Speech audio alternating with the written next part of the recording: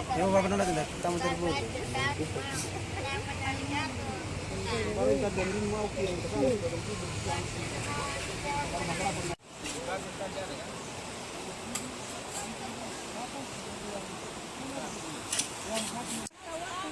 Lokasi penghiburan.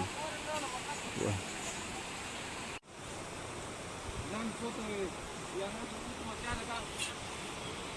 Asal jambul dulu, lo potong dia pun yang utuh dulu kan. Ada foto yang utuh juga, foto yang utuh. Ada. Dar, ambil foto yang utuh di sini. Nah, ada bagi di grup dari Metar.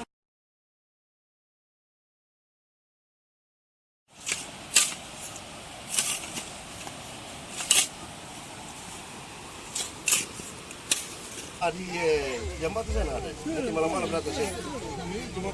Itu yang dia tubuh Ya, sana.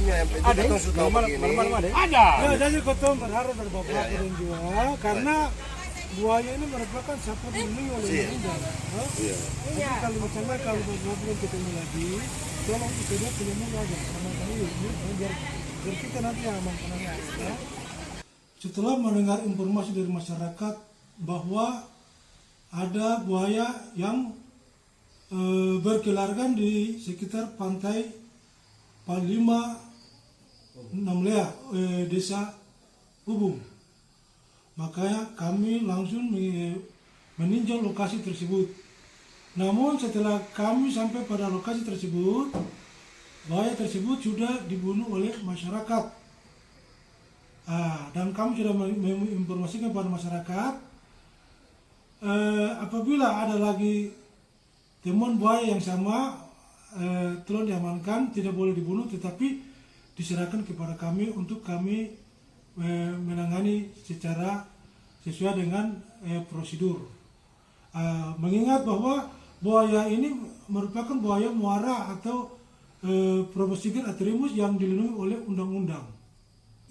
Setelah kami melihat bahwa buaya tersebut sudah dibunuh oleh masyarakat, buaya tersebut terpaksa kami bersama-sama dengan aparat desa setempat dengan Babinsa dan Babin Kamtibnas untuk melakukan penanaman buaya tersebut di pantai Desa Ubung.